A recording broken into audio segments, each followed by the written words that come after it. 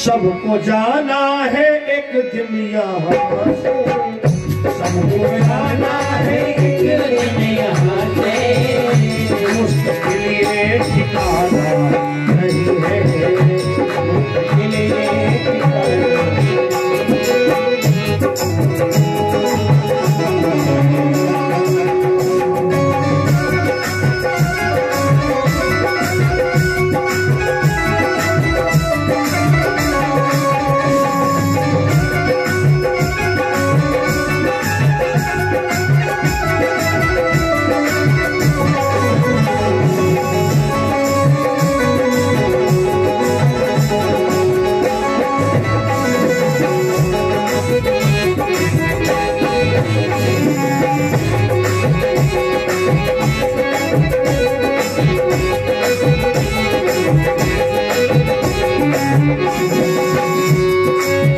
सबको जाना है एक दिन यहाँ से, मुश्किल ये ठिकाना नहीं है, मौत जब तुमको है, मौत जब तुमको, मौत जब तुमको आवाज देगी, घर के बाहर निकलना पड़ेगा,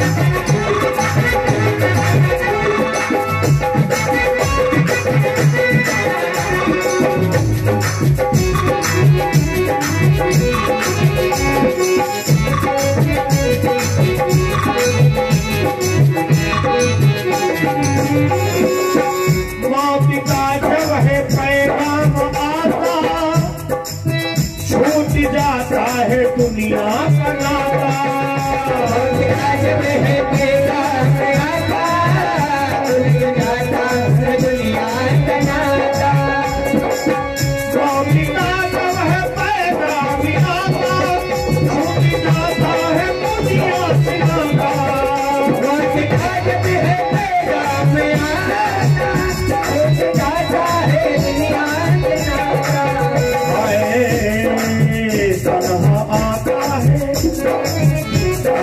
आता है कन्हा ही जाता, आता है कन्हा ही जाता, कन्हा जादू नहीं है, आता है कन्हा ही जाता, कन्हा नहीं है।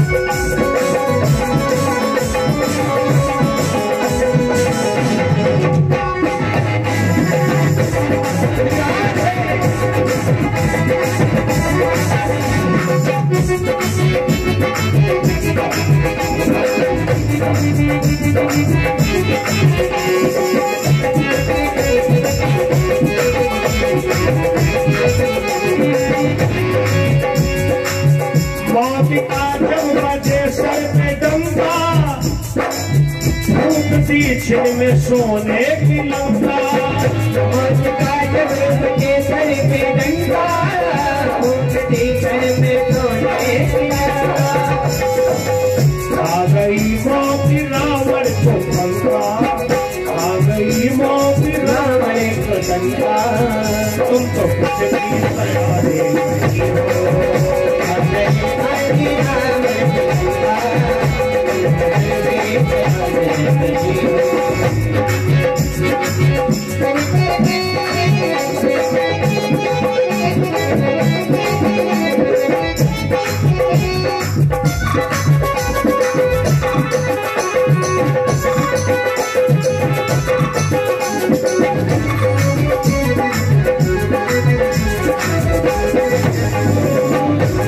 Thank you.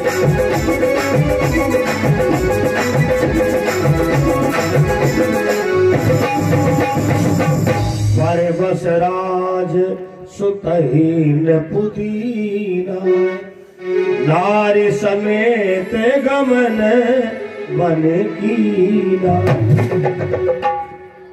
शास्त्र मत है, अगर आप तीर्थ करने जा रहे हैं, अगर घर से जा रहे हो, अगर कोई ऐसी समस्या नहीं है तो आप अकेले तीर्थ नहीं कर सकते हैं। कुछ स्थितियों में संत महापुरुषों ने उसका बीच का रास्ता निकाला है। मान लो कहीं पति बाहर है, पूजनादि कार्य कुछ होना है, अब सोचा जाए वो पूजन में कैसे भाग ले। ऐसी स्थिति में पति का अंगमछा या रुमाल लेकर के वो हवन यज्ञ में शामिल हो सकती है। यही पुरुषों के लिए भी प्रतिबंध है। अगर कोई ऐसी स्थिति है तो आप उनकी चुन्नर लेकर के ग्रंथ बंधन करा के पूजन कर सकते हैं। खैर, अर्जुन नहीं गए और सब चले गए। भगवान पीपल के पेड़ के नीचे बैठे हैं। अर्जुन, हमारा टाइम पूरा होने वाला है। ऐसा होता है, जिसके प्रति अधिक समर्पण होता है, अगर वो कह दे कि भैया हम थोड़े दिन के हैं, तुम क्यों थोड़े दिन के हो, तुम्हारे दुश्मन थोड़े दिन के हो। भगवान मुस्कुराए, अर्जुन अब हमारा समय पूरा होने वाला है। जितना समय द्वापर का था वो मेरा पूरा हो चुका है। तब तक नारद बाबा जी आ गए। नारायण नारायण, अरे प्रभु आपको तो मृत्यु लोक बहुत अच्छा लग गया, चलिए अब मृत्यु लोक से अपने साकेत धाम। भगवान बोले, नारद जी सारे काम हो गए हैं, बस एक काम बचा है। साड़ी का टूटा तार तार, साड़ी का टूटा तार तार, और धारी रह गई किनारी।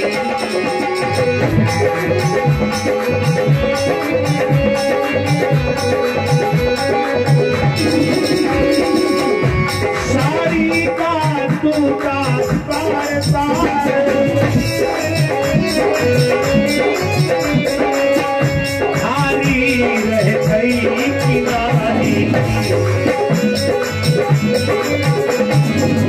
हो गया सभी का अनुष्ठान, रह गया साप गंधारी।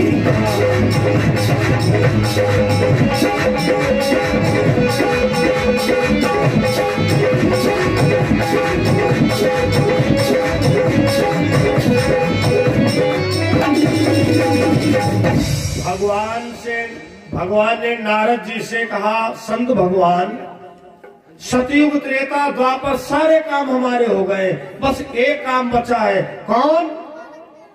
गंधारी का श्राप। क्या श्राप दिया है? जिस समय महाभारत में गंधारी के 100 बेटा मरे पड़े, अब भगवान आंगन में खड़े खड़े मुस्कुराए। कोई नहीं बर्दाश्त करेगा। जिसके घर कोई घटना घटी हो और तुम उसके घर में मुस्की लगाओ।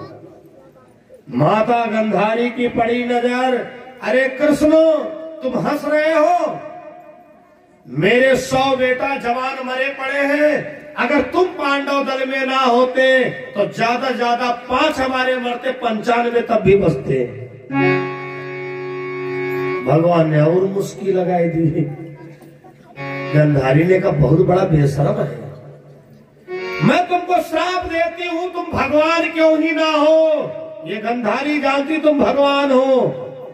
अब तुमको मेरा श्राप पूरा करना पड़ेगा। मेरे तो 100 बेटा मरे हैं और तुम्हारा 56 करोड़ का यदुवंश एक ही दिन में मरे। भगवान तब भी मुस्कुराए। गंधारी ने कहा, अब क्यों मुस्कुरा रहे हो? भगवान बोले, हमने जब तक बताया तब तक तुमने श्राप दे दिया। हम इसलिए मुस्कुरा रहे थे, हाय हाय वारे कुमत। दुर्योधन को समझा रहे थे, भैया आपस का लड़ाई झगड़ा नहीं अच्छा होता है। बेचारे पांडवा भी बोले नहीं, आधा रात तो 5 गांव ही दे दो। लेकिन दुर्योधन नहीं माना, वो 5 की 5 सलामत है, और तू 100 भैया सहित मर गए। गंधारी ने कहा, कन्हैया आप तो जानते पुत्र शोक सबसे कठिन होता है। महाभारत में इसका प्रकरण आता है। जब से गंधारी का विवाह हुआ और आखिरी सांस तक गंधारी ने केवल 2 बार पट्टी खोली। गंधारी अंधी नहीं थी ना, अरे गंधारी विश्व सुंदरी थी, विश्व सुंदरी। धृतराष्ट्र जन्मांग अंधा, भैया अंधा कई प्रकार के होते हैं, दिन के अंधा, रात के अंधा, काम के अंधा, बहुत अंधे होते हैं। धृतराष्ट्र महाराज जन्मांग अंधा, दीदा पुतली कुछ ना बिल्कुल पलस्तर हो। और शादी हो गई। महाभारत में बड़ा मैंने मंथन किया है, निचोड़ ये निकला, अगर हस्तिनापुर में भीष्म बाबा ना होते हैं तो ऐसे ऐसे शुद्ध रूप पैदा हुए हैं, शादी नहीं होती, लेकिन हुई शादी। अच्छा, धृतराष्ट्र जन्मांग अंधा, परांडु उदर रोगी, अगर उनकी गर्दन ऐसे हुई जाती तो कर्मचारी लोग सीधी करते थे, हाय उनके एक ना 2 ब्याह भय। वारे भीष्म पितामह, विस्तार नहीं करूंगा, कथा ज्यादा है। हमने कहा था ना, परीक्षित मोक्ष वाले दिन कहने के लिए केवल एक कथा है, लेकिन प्रसंग बड़ा है। धर्मप्रिय सज्जनों, विवाह हुआ, विदुर महाराज जटाधारी, माला कंठी वाले, शादी उनकी हुई। धर्मप्रिय सज्जनों, धन है भीष्म पितामह। अगर भीष्म पितामह ना होते तो भरत वंश का नाम नहीं चलता है। एक शुद्ध रूप, गंधारी जन्मांधी नहीं थी। गंधारी जब भावर पर पहुंची, आज की अगर कोई कन्या होती तो मंडप छोड़ के भागी पड़ती। अरे बड़ा भयानक, लगाए करिया चश्मा, पहने जामा फेटा, आंखें जर से ना काजल गंधारी अम्मा लगवाए नहीं। नाउनी ने कहा, बिटिया बिटिया कह दो मैं इससे शादी नहीं करूंगी। गंधारी ने कहा, ऐसा नहीं कह सकती हूं, मैं पिता का नाम नहीं डिबोऊंगी, जैसे के साथ हो रही करूंगी। सपनी खड़ा खड़ा देखता रहा। बाबा तुमने हमारी बहन की जिंदगी बर्बाद की, अगर हमने तुम्हारे हस्तिनापुर को सत्यानाश ना कर दिया तो हमारा नाम शकुनी नहीं। धर्मप्रिय सज्जनों, मैं केवल उदाहरण दे रहा हूं, प्रसंग वही रहेगा। गंधारी मंडप के नीचे गई, भावर पर गई, अपनी साड़ी को फाड़ दिया और आंखों पर पट्टी बांध लिया। जब पति हमारा अंधा है, मैं भी अंधी बन जाऊंगी।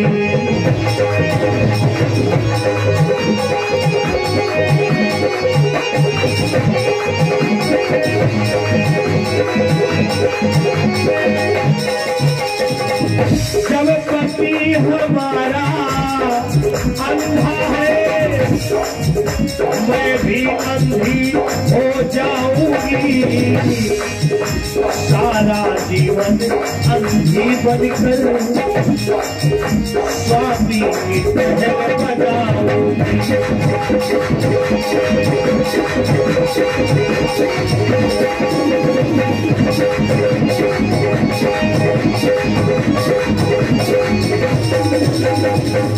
आंखों में उस दिन से गंधारी ने 2 बार पट्टी खोली। तीसरी बार कहीं पड़ाओ तो मंच के नीचे बताना, हम मानेंगे भी। एक बार अपने बेटा दुर्योधन को वज्र करना चाहा। पारथ ने भारत कियो अरे मारे अगणित वीर। दुर्योधन रोता हुआ पहुंचा गंधारी के तीर। मारे अर्जुन की न कौरव सह सके और मरने वाले हाय तक ना कह सके। कल न जाने किसकी बारी आएगी और सर कफन किसके उड़ाया जाएगा। गंधारी ने कहा क्या माँ, हमें बहुत डर लगता है। माँ ने कहा था बेटा कल बाल्यावस्था में आना, अंग पर तेरे कोई कपड़ा ना हो, मैं तेरा पूरा शरीर वज्र का कर दूंगी। भगवान कन्हैया ने अर्जुन दुर्योधन की बुद्धि घुमाई दी थी। कहा था मूर्खो, लंगोटी लगा दो। एक बार तब पट्टी खोली और एक बार कब खोली पट्टी? महारानी गंधारी का जब हो गया आपके 100 बेटा मर गए महाभारत में। ओहो, पागल हो गई, आंखों की पट्टी हटा दिया, नहीं बर्दाश्त कर पाई। जिसके 100 बेटा जवान मरे पड़े हो, उस मां पर क्या बीतेगी। और उसके आंगन में तो मुस्की लगाओ। वही गंधारी ने श्राप दिया, केशव मोहन कृष्ण द्वारिकाधीश, मेरे 100 बेटा मरे हैं और तुम्हारा 56 करोड़ का यदुवंश एक ही दिन में मरेगा। भगवान बोले नारद, हम ऐसी कौन बीमारी चलाई दे हैं? हर बीमारी को फैलने में 2, 4, 7, 8 महीना लगते हैं।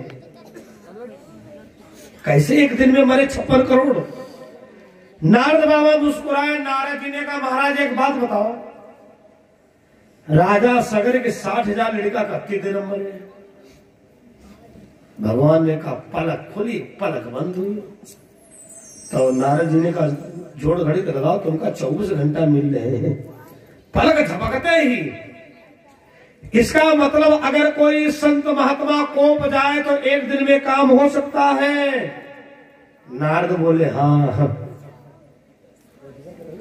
जब ज्यादा धन हो जाए, वैभव ज्यादा हो जाए, तुम कोई गरीब के चक्कर में पड़ जाओ, गरीब की ऐसी हाई लगेगी 6 महीना नहीं बीतेगा, बर्बाद हो जाओगे। कोई बिना बोलने वाले पशु को 6 महीना खूंटा पर समेत चारा पानी ना मिले, उनका कोप बहुत भयंकर होगा। अब कोई साधु महात्मा अटक जाओ, संत विद्वान का नगर में आना अच्छा होता, खराब भी होता है, सावधान रहना। ना तुम्हारे समझ में मत जाओ, मत जय सिया राम करो, लेकिन कहीं अपनी जुबान के कारण कोई उसको आत्मिक कष्ट ना पहुंच जाए, और अगर पहुंच गया महाराज तो उसका परिणाम बहुत भयानक होता है। भगवान ने रच दी लीला, सारे यदुवंशियों को लेकर के सरोवर में स्नान करने जा रहे थे। चतुर्मासा का टाइम चल रहा था। चतुर्मासा में आजकल भी संत महात्मा लोग जो ठीक ठाक गांव होते हैं, वहां 4 महीना चतुर्मासा करते हैं। बंधुओं, द्वारिका नगर के आसपास संतों का समुदाय मौजूद है, बड़े बड़े संत चतुर्मासा कर रहे हैं। एक ने कहा द्वारिकाधीश महाराज, ये बाबन के 4 महीना एक जगह बैठे बैठे खाल को डौर बनाई रखे। तो दूसरे ने कहा भैया क्या बताए, इमा आधे ज्यादा तो नकली वाले हैं। ये बीमारी हमारे समाज में बहुत बड़ी आज है, असली नकली। अच्छा तुम कैसे पहचानोगे? असली महात्मा कैसे पहचानोगे? बड़ी बड़ी जटा हो, लंबी लंबी दाढ़ी हो, भगवा कलर कपड़ा हो, महंगी वाली गाड़ी हो। आज जानते हो कौन असली संत है? वैभवधारी। अरे महाराज, उनके अपने बड़े बड़े आश्रम बने हैं। अरे महाराज, एक बार चल के देखो, कोई साइकिल से बहुत बड़ा महात्मा त्यागी आ जाए, अरे तुम्हारे जैसे बाबा हमारे बारे में चलो। अब कोई महंगी गाड़ी से उतरे, बाबा बहुत वीआईपी है, इनकी विदाई 5,000 से कम क्या करोगे? धर्मप्रिय सज्जनों, हम बताएंगे संत की पहचान। संत कोई कपड़े में नहीं होता है ना, संत कोई जरूरी नहीं कि दाढ़ी वाला हो, संत कोई जरूरी नहीं जटाधारी हो, संत कोई जरूरी नहीं महंगी गाड़ी वाला हो सकता संत कोई तुम्हारे घर में हो सकता संत कोई तुम्हारी बहन बेटी हो, बहू हो, माँ हो, परिवार में हो, कोई रिश्तेदार हो। संत है कौन? प्रेम जब अनंत हो गया तो उसका रोम रोम संत हो गया। जिसको परमात्मा से अनंत प्रेम हो, जहां बिठावे वहीं पे बैठूं, बेचे तो बिक जाऊं, जो पहिरावे सोई पहनूं, जो दे सोई खाऊं। मैं तो गिरधर के घर जाऊं, मीरा के प्रभु गिरधर नागर, उन बिन पल ना रहा। आपके घर में, आपके परिवार में जिस व्यक्ति के अंदर ऐसी दिनचर्या हो कि अभी मैंने कान्हा जी को नहलवाया नहीं है, अभी मैंने ठाकुर जी की पूजा नहीं किया है, कैसे खा लूं, वो तुम्हारे घर में संत है, वो तुम्हारा रिश्तेदार संत है, वो तुम्हारे परिवार का सदस्य संत है, जिसका परमात्मा से लगाव हो, प्रेम हो।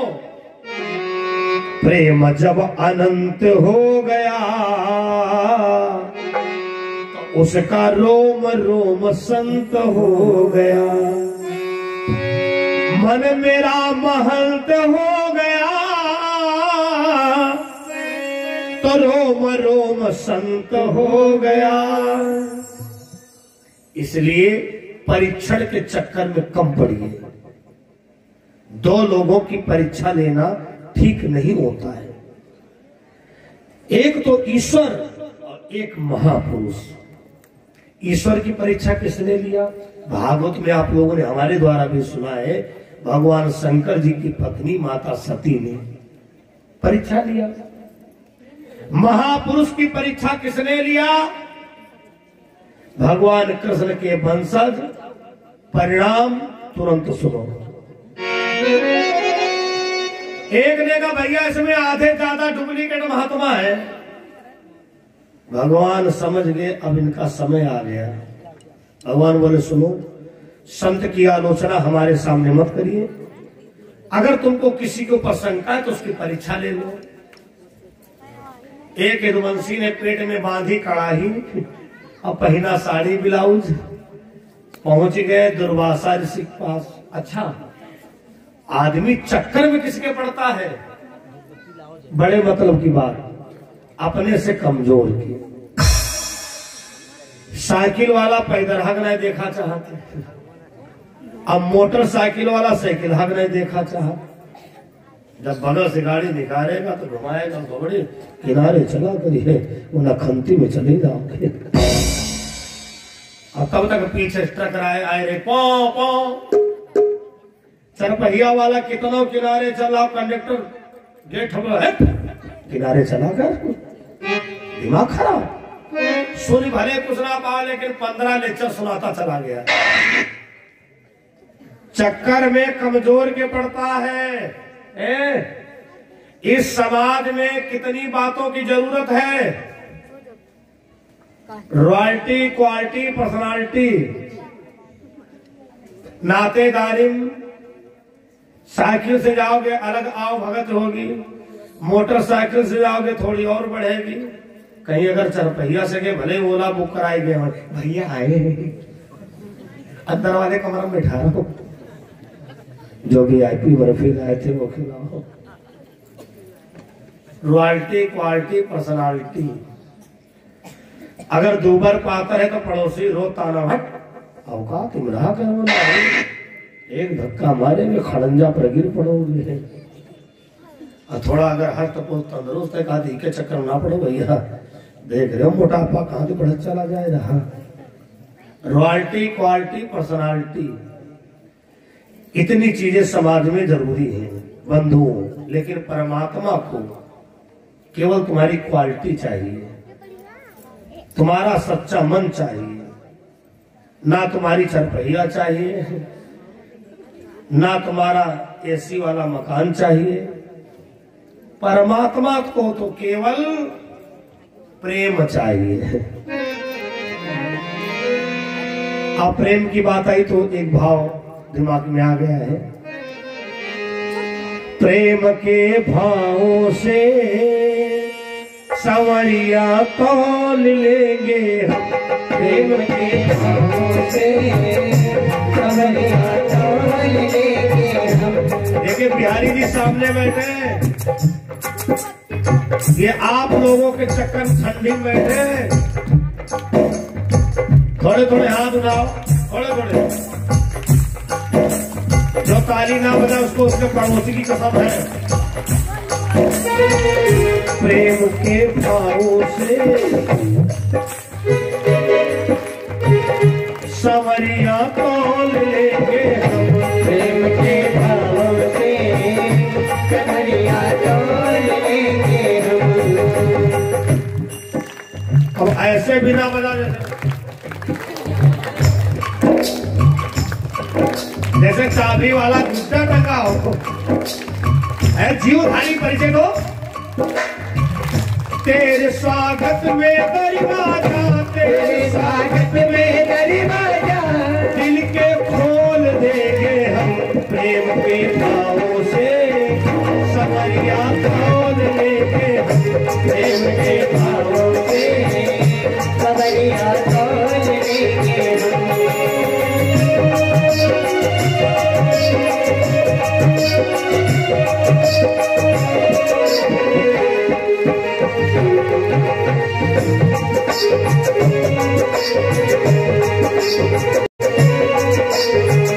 तेरे आने की खुशियों में मैंने घर को सजाया है, तेरे आने की खुशियों में मैंने घर को सजाया है, तेरे आने की खुशियों में मैंने आंगन सजाया है, तेरे आने की खुशियों में मैंने आंगन सजाया है, तेरे आने की खुशियों में मैंने कीर्तन कराया है, तेरे आने की खुशियों में मैंने कीर्तन कराया है।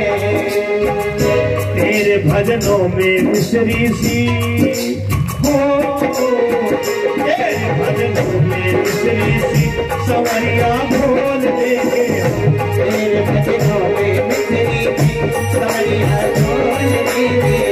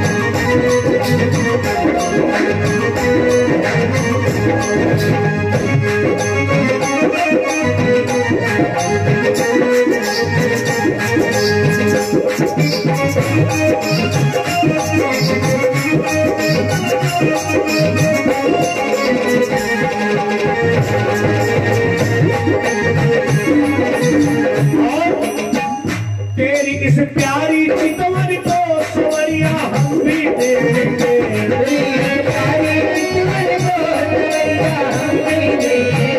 तेरे इन पावन चरणों में लिपट कर हम भी देखेंगे,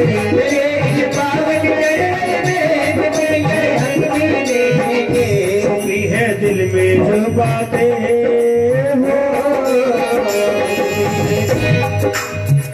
छुपी है दिल में जो बातें वो तुमसे बोल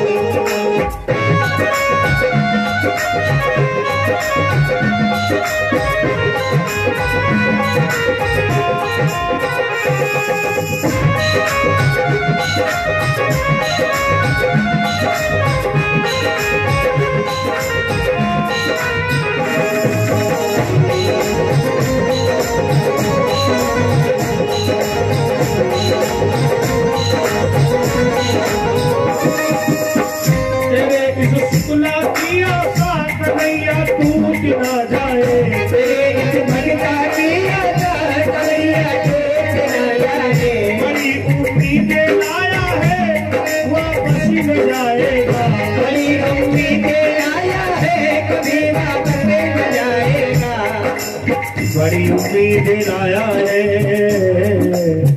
वापस भेज मत देना, आजा प्यार का तोहफा,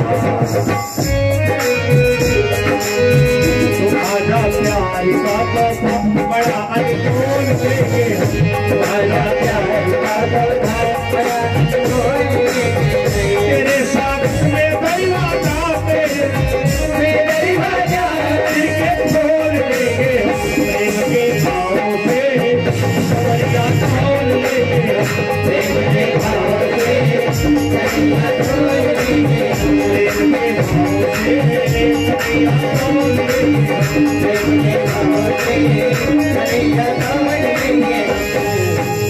बोलो गोविंद भगवान की सदा ही जय।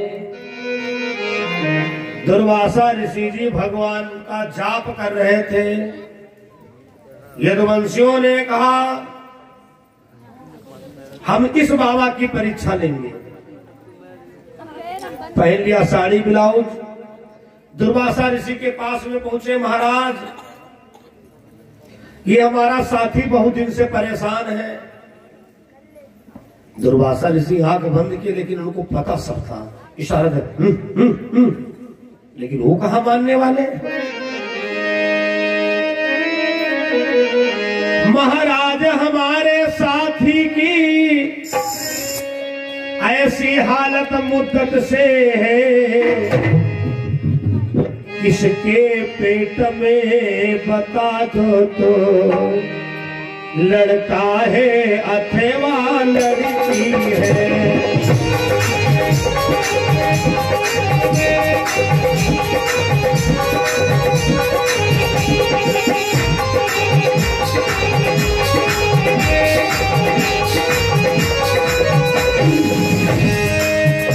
महाराज हमारे साथी की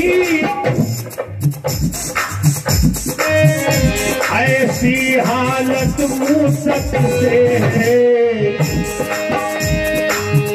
किसी के पेट में बता दो तो, लड़का है अथवा लड़की है।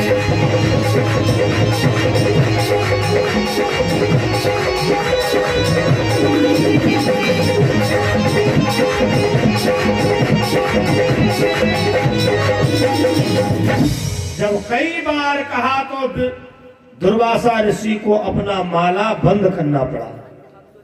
बोले दुष्टों, हम तुमको मना कर रहे थे लेकिन तुम्हारी परीक्षा ले रहे हो।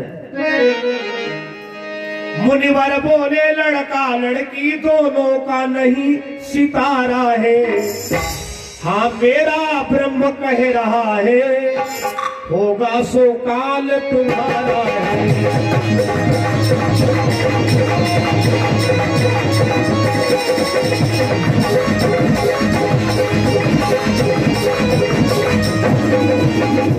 हाथ में जब श्राप दे दिया, ना है लड़का ना है लड़की, तुम सबका काल है, विनाश है, लोहे का मूसल है। जैसे उठ के खड़े हुए धम से कड़ा पर मूसल गिरा। अब तो भगवान के पास में गए। द्वारिकाधीश महाराज, बाबा ने श्राप दे दिया, कड़ाही से लोहे का मूसल बन गया। अब कहा यही तुम सबका विनाश है। भगवान बोले हम क्या करें फिर, और कौन परीक्षा लो। लेकिन कुछ लोगों ने कहा रे भैया कहां तुम चक्कर में पड़े, मूसल बेचारा क्या करेगा। इतना बड़ा खानदान, इसको रगड़ रगड़ के बुरादा बना दो। भैया सबने मूसल को रगड़ना शुरू किया, घिसना शुरू किया, लोहे का बुरादा कर दिया। वो लोहे का बुरादा जानते हो क्या हुआ, एलका नाम की घास पैदा हुई, जिसको कहीं कहीं पर तिघारा नाम की भी घास कहते हैं। एक कील बची। अरे बोले कील फेंको यार, कील क्या करेगी। कील को मछली ने लीला, मछली को मछुआरा लाया, मछुआरे ने मछली का पेट फाड़ा, उसमें निकली कील, कील लोहार को दे दिया। वो अरे भगवान की लीला, कील लोहार को दे दिया और लोहार ने हम तुम इतना टुकड़ा सरिया का कबाड़ी घाट बेच देंगे। लोहार क्या करेगा, गेट की डिजाइन बना देगा। हम तुम सोने का टुकड़ा मिट्टी रेट में बेच देंगे, लेकिन जो कारीगर होगा उसको हार की डिजाइन बना देगा। सोने की कीमत सुनार समझता है। धर्मप्रिय सज्जनों, लोहार ने भाली बनाया बाण की, भाली बहेलिया से बेच दिया।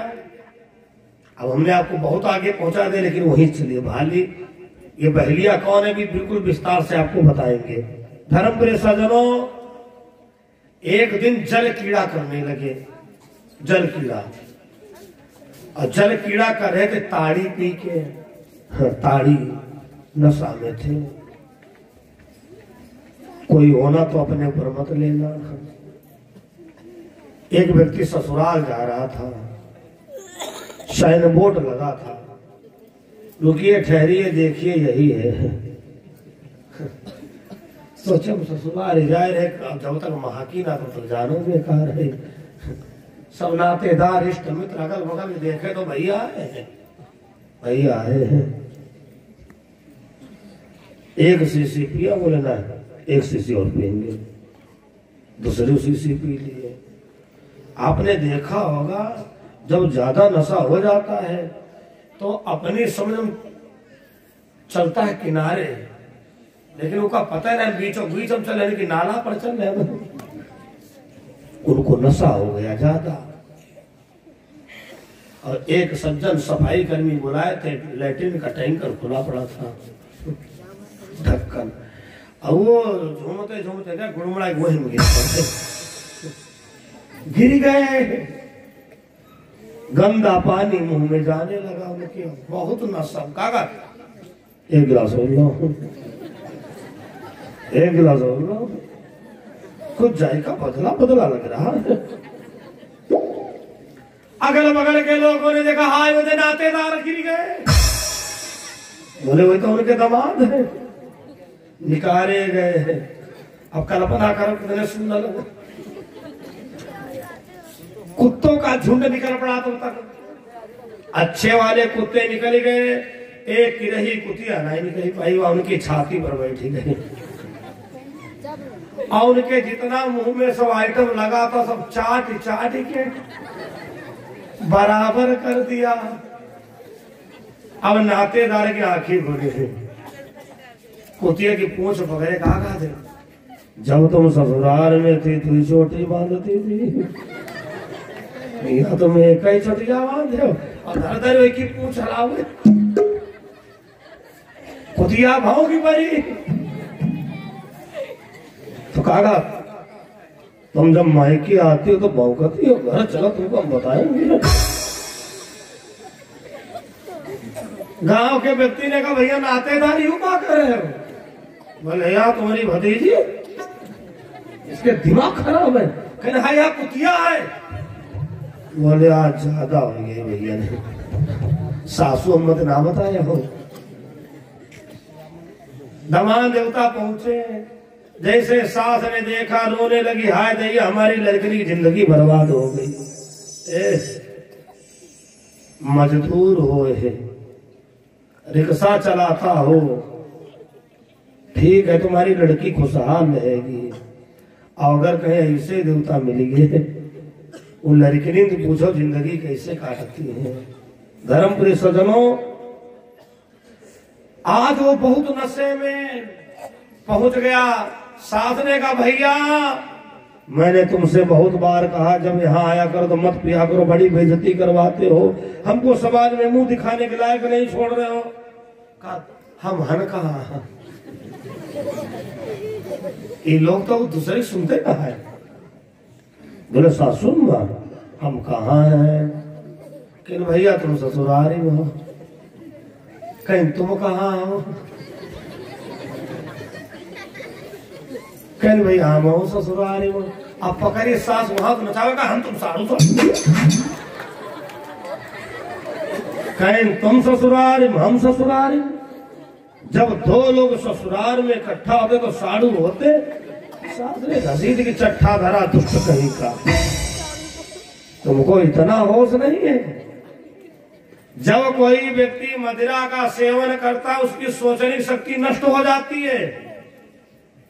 शास्त्रों का कहना है अगर जवान लड़की है और बाप मदिरा पिए हो तो लड़की को अपने बाप के सामने से नहीं निकलना चाहिए, क्योंकि उसको उस समय पर होश नहीं होता है अनुजा और तनुजा का। सभी यदुवंशियों ने ताड़ी पी रखा है, जल कीड़ा कर रहे थे, एक दूसरे के ऊपर पानी फेंक रहे थे, दिखाई पड़ा नहीं। एक के हाथ में एलका नाम की घास आ गई, एक को मारा, एक मरा, अब बदला चालू हो गया। उन्होंने बाप का बदला लिया, बाबा का बदला लिया। शाम जब सूर्य अस्त हुए तो लाशें के ढेर लग गए 56 करोड़। राजा परिचित करे भंडारा चालू कराओ। कहा भंडारा चालू करिए, कथा हमारे समझ में आई गई। जब भगवान अपने यदुवंशियों को नहीं बचा पाए श्राप से तो हम कैसे बचेंगे? सुखदेव जी ने कहा राजन पूरी कथा हो जाने दो। धर्मप्रिय सज्जनों, भगवान पीपल के पेड़ के नीचे बैठे हैं। अर्जुन से कहते अर्जुन देखा सती का श्राप, संत का श्राप, गरीब की हाय, बिना बोलने वाले पशुओं की हाय कभी व्यर्थ नहीं जाती है। भगवान पीपल के पेड़ के नीचे बैठते हैं और अर्जुन से कहते हैं अरे मिलन आज तक की का हमारा तुम्हारा, आज तक की का हमारा तुम्हारा, मिलन आज तक का हमारा तुम्हारा, मिलन आज तक का हमारा तुम्हारा, मिलन आज तक का हमारा तुम्हारा, मिलन आज तक का हमारा तुम्हारा, मिलन आज तक का हमारा तुम्हारा।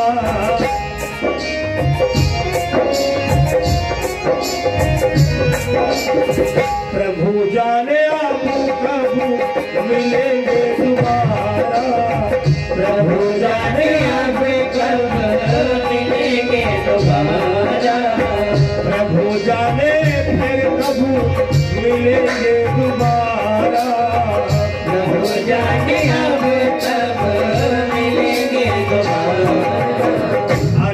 समझा रहे हैं भगवान। अब उधर एक बहेलिया ने भगवान के पैर की पदम देखी और उसने समझा कि ये हिरण की आंख है। अब समझ लो बहेलिया कौन है? त्रेता जमाने का सुग्रीव का भाई बाली है। जब भगवान ने बाली को छुप करके मारा, बाली ने कहा वाह सरकार, कहां हमारे भैया सुग्रीव गीदड़ से मिले। जब वो अपनी पत्नी हमारे जिंदम लाई पाई तो तुम्हारी सीता का क्या पता लगवाएगा? हमसे मिलते, हम रावण के वहां खबर भेज देते और रावण सीता को लेके आ जाता।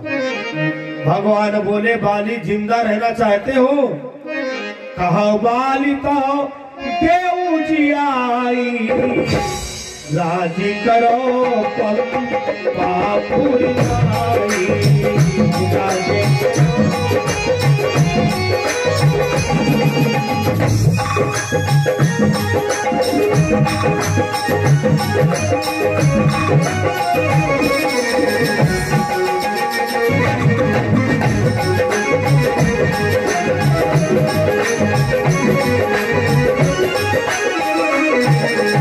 बाली ने कहा मैं जिंदा नहीं होना चाहता हूं। भगवान बोले फिर?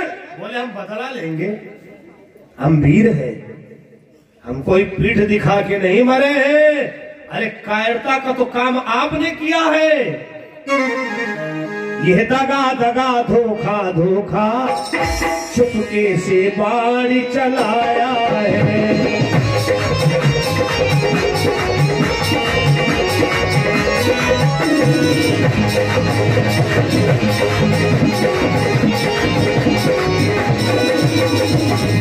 ये दगा दगा धोखा धोखा चुपके से बाण चलाया है। ये सूरवीर का धर्म नहीं, चुपके से बाण चलाया है।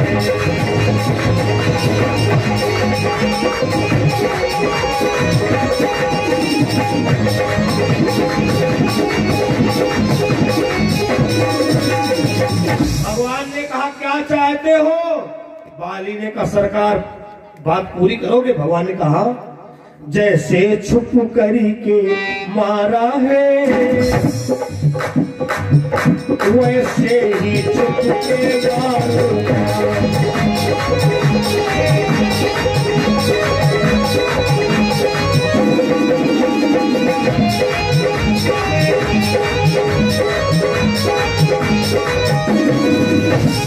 जैसे छुप करके मारा है, वैसे ही छुप के मारूंगा।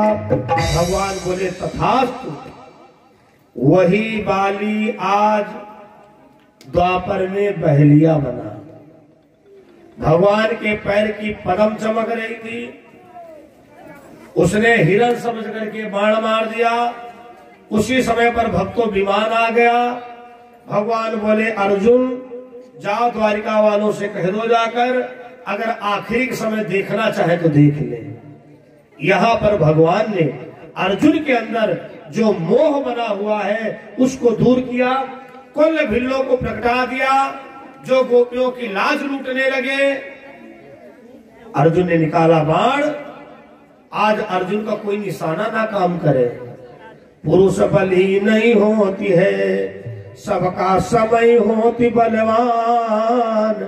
और भिल्लन लूटी गोपिका, वे अर्जुन और बाण। कोई व्यक्ति नहीं बलवान होता है, सबका समय बलवान होता है। आज अर्जुन ने मुड़ के देखा, भगवान इस लोक को छोड़ करके अपने साकेत धाम जा रहे हैं। बोलो कृष्णचंद्र भगवान की। द्वापर में भगवान 125 वर्ष मृतलोक में रहे। 125 वर्ष में ही उन्होंने अपनी सारी लीलाओं को पूर्ण किया है। बंधुओं, अब केवल परीक्षित मोक्ष की कथा बची है। राजा परीक्षित को 7 दिन में कथा सुनते सुनते ज्ञान हो गया कि दुनिया में कोई अमर नहीं है, जो भी आया है उसको एक दिन मरना निश्चित है। सांप जिंदा हो गया, जो इन्होंने मरा हुआ सांप बाबा के गले में डाला था वो जिंदा हो गया। धनवंतर वैद्य राजा परीक्षित को ठीक करने के लिए आ रहे हैं। धनवंतर वैद्य कैसे हैं? अगर किसी को सर्प काट ले, खाली धनवंतर वैद्य देख ले, जहर खत्म। वारे धनवंतर वैद्य, रास्ते में मुलाकात हो गई। सर्प ने कहा, बाबा जी कहाँ जा रहे हो? बोले, हम राजा परीक्षित को ठीक करने जा रहे हैं। हमने सुना है कि आज कोई सर्प को काटेगा। तो उस सांप ने कहा, बाबा जी वो हम ही हैं। अरे वैद्य जी ने कहा, भाग जा, मेरे चक्कर में मत पड़ो। अगर हम धरती पर हैं और परीक्षित सांप काटने से मरे, तुम्हारी वैद्यगी बेकार है। सर्प ने कहा, अच्छा, लेकिन बाबा हम हुकुमी सर्प हैं। धर्मप्रिय सज्जनों, सर्प ने कहा, बाबा जी ये जो बरगद का पेड़ देख रहे हो, अगर हम इस पर फल तान दे भी जल के राख हो जाएगा। धर्मवंतर वैद्य जी ने कहा, अगर तुम राख कर दोगे तो हरा भरा हम भी कर देंगे। भैया सांप ने जैसे फल ताना, वो बरगद का पेड़ राख हो गया। धनवंतर वैद्य ने जैसे उस पेड़ की तरफ देखा, फिर हरा भरा हो गया। सर्प ने कहा, रे दादा, बाबा को मरना बहुत जरूरी है। परीक्षित तो बाद में मरेंगे। अगर बाबा जिंदा बना रहा तो हम जितनी बार परीक्षित को डसेंगे उतनी बार केवल देखेगा, जहर खत्म हो जाएगा। शाम हो जाएगी, परीक्षित की मृत्यु टल जाएगी और सर्प वंश का विनाश हो जाएगा। क्योंकि बाबा ने हमको मरने के बाद में जिंदा किया है, दूसरी जिंदगी दिया है। आगे जाकर सोने की छड़ी बनकर के लेट गया। बाबा जी ने विचार किया कि सोने का बेत हम उठा लें। यहां पर एक ज्ञान मिलता है, कोई चीज अगर रास्ते में लावारिस पड़ी है, वो आपका काल हो सकता है, उसे धोखा हो सकता है। धनवंतर वैद्य जी ने उठा लिया, पीठी खुजलाने लगी। जो सोने का बेत था, जो बेटी थी वो फन था, उसी बेटी से अपनी पीठ को खुजलाना चाहा। सर्प ने पीठी में काट लिया। धनवंतर वैद्य उसी जगह पर मर गए। ये उस्ताद वहां तक के थे जहां तक इनकी नजर पहुंचे, अपनी पीठ नहीं देख पाए।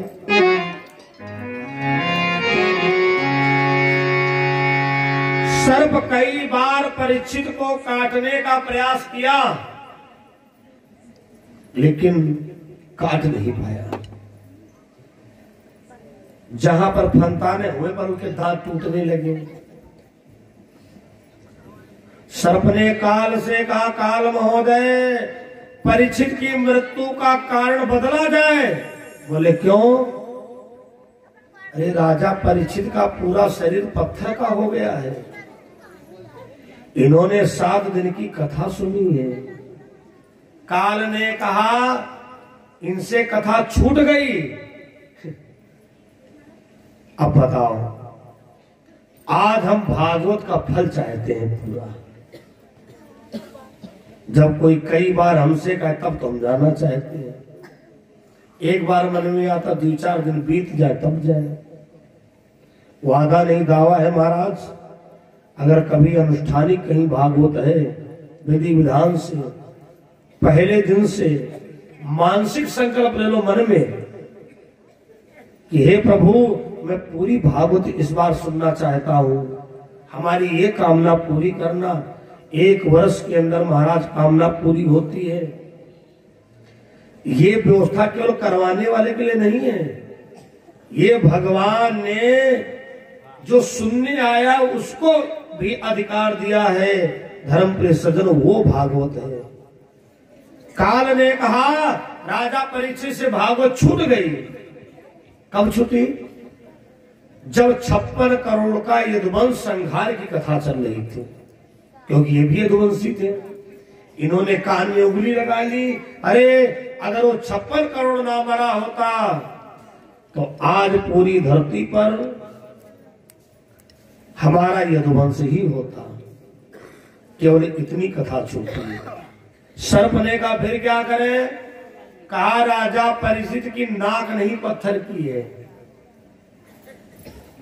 सर्प ने कहा महाराज नाक में काटने का मतलब सबकी नजर परीक्षित के ऊपर है। कोई बल्लम लिए, कोई लाठी लिए, कोई जाल लिए, महाराज मार डाले जाएंगे हम। उस समय पर काल मनुष्य रूप धारण किया और सर्प से कहा तुम फूल में बैठ जाओ।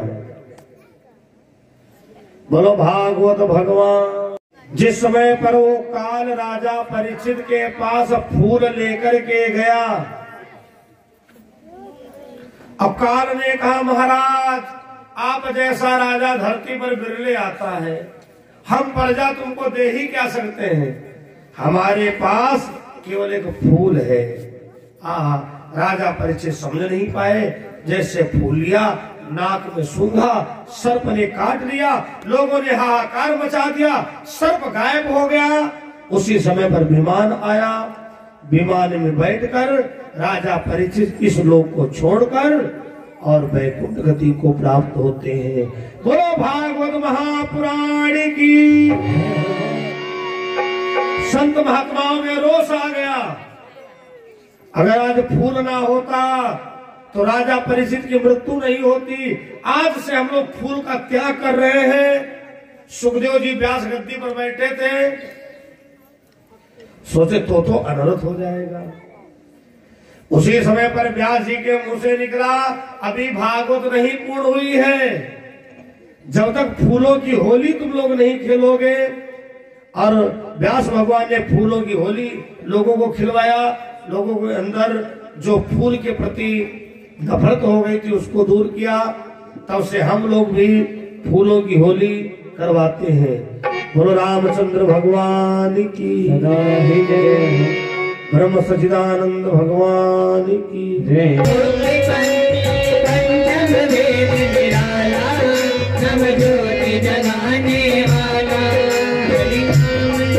हरि नाम यही हरि ध्यान यही, हरि नाम यही हरि ध्यान यही, प्रभु की महिमा की आरती, पापियों को पाप से है आरती से भारत।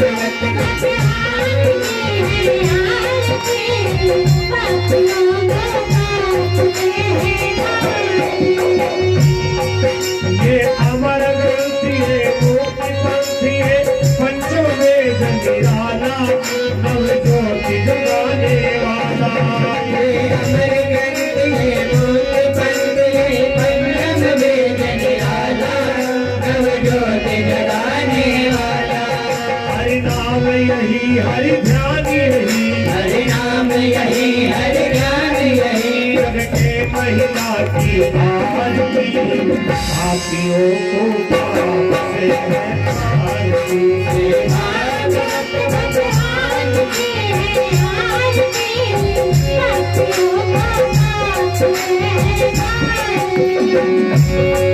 ये शांति गीत पावन पुनीत, पापों को मिटाने वाला, हरि दर्शन कराने वाला। ये शांति गीत पावन पुनीत, पापों को मिटाने वाला, हरि दर्शन कराने वाला। ये सुख करनी ये दुख हरनी, ये सुख करनी ये दुख हरनी, श्री मधुसूदन की आरती, पापियों को पाप से आरती।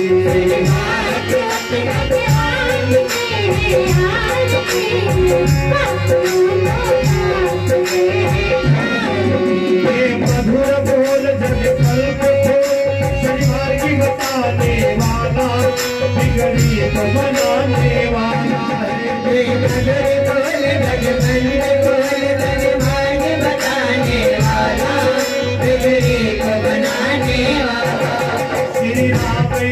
घनश्याम यही, श्री राम यही घनश्याम यही, प्रभु की महिमा की आरती, भाग्यों को